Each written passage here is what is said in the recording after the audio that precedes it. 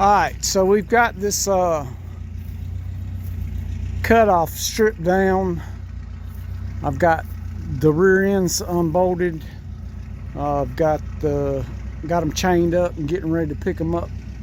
So I got the Peterbilt wrecker cranked up and running.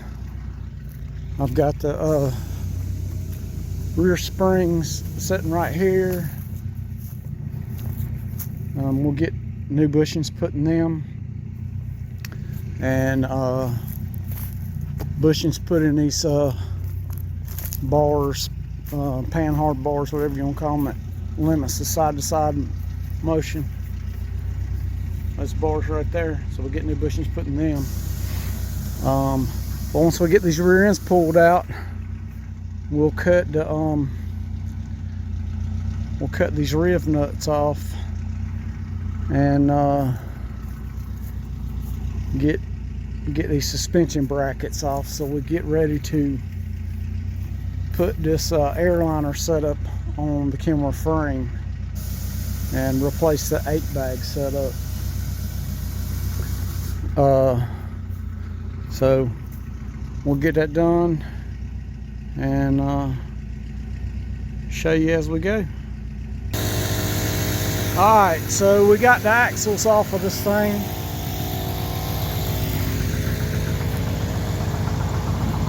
We got one with some wheels on it so we can move it around.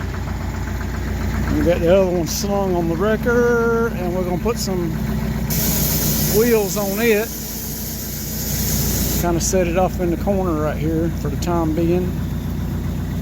So it's still upside down, which we'll flip it around. Brake drum fell off, but we'll flip it around and put some wheels on it and move it over here somewhere out the way, and then we'll pick that piece of frame up off the trailer and set it down in the yard so we can commence to cutting the brackets off of it.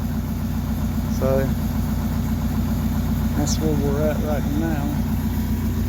Like I said, we got this one off, got the wheels on it. So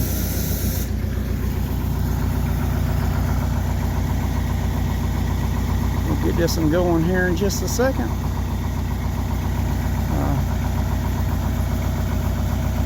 Y'all hang tight.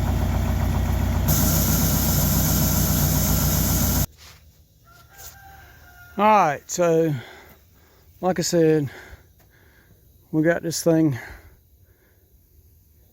getting close to being ready to finish stripping. Now, well, it's ready to finish stripping down. So it's getting dark now, but we'll take tomorrow and back the trailer up, hook the wrecker to the frame and pick it up, and then back or pull the truck out from underneath of it. And then we'll probably set it down right here on this dirt. That way when I'm cutting all these riv nuts off, I won't set the daggone yard on fire. So that's what we got on that. And the Pete boy, that's just a daggone tool right there. It'll do anything you want it to do. But I got these axles with wheels on them, and they both still upside down, but we'll get them flipped over later. It's not a big deal. They're not on the ground. That brake drum fell off. We left it off so we don't have to worry about caging that brake. But we'll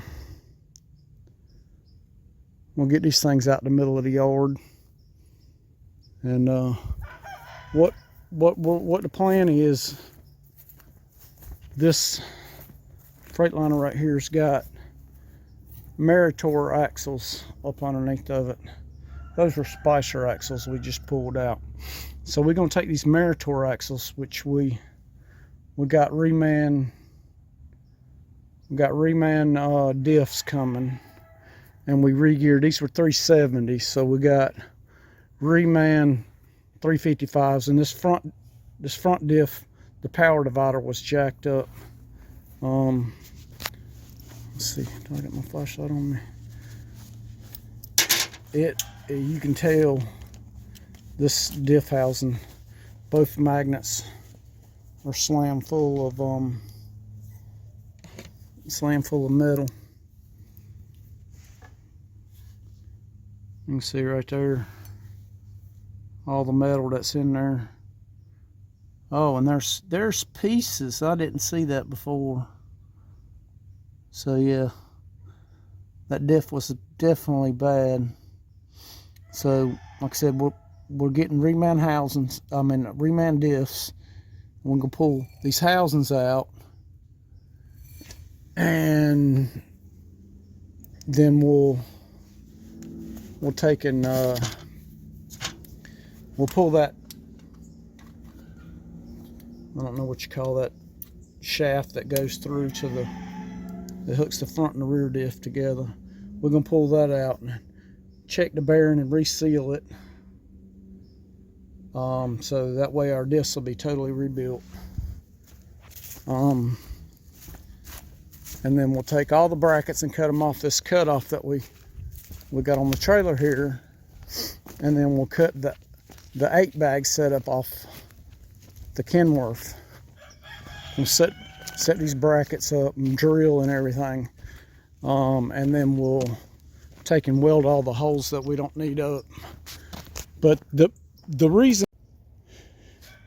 all right, so the whole reason for all this work, all this swapping out, put this Airliner setup on the Kenworth, is that Kenworth 8-bag system was missing the bottom link bars, which are the main, I guess, control arms of the whole system. And to replace those arms is going to be a couple $1,000. And I got this Cutoff for free, so that's why we're doing all this. So we've got all the hook bolts cut off except for one. When I popped it apart, I noticed I missed one that's holding, that one right there that's holding this cross member into this frame rail.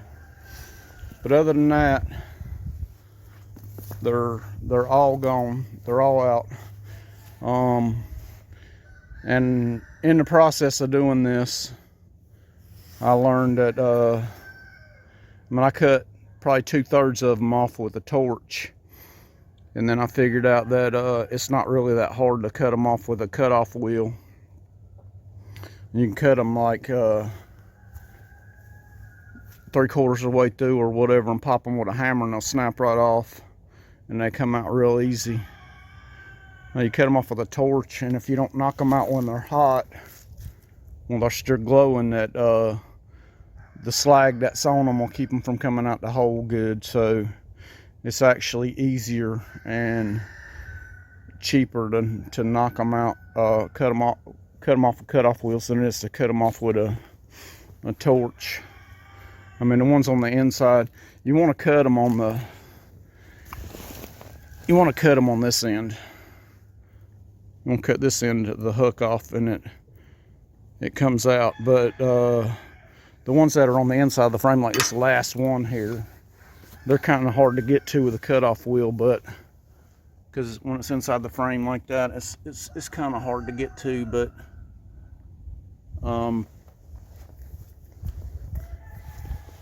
that's the way to go, is to cut them off with a cutoff wheel. That way you don't damage anything on the bracket or the frame, and they come off clean. So when I cut the ones off the 8-bag setup, I'll use cutoff wheels. The only thing that's still left on here besides this cross member is this, I think it's the ABS module right here, which our truck will not have ABS on it. So then I took these spring brackets here. They said Airliner on them, and so I grinded the Airliner off. I mean, anybody that looks at it will know that it's my Airliner setup, but I can't have an Airliner on my Kenworth, so anyhow, just something. It's goofy, but it is what it is. So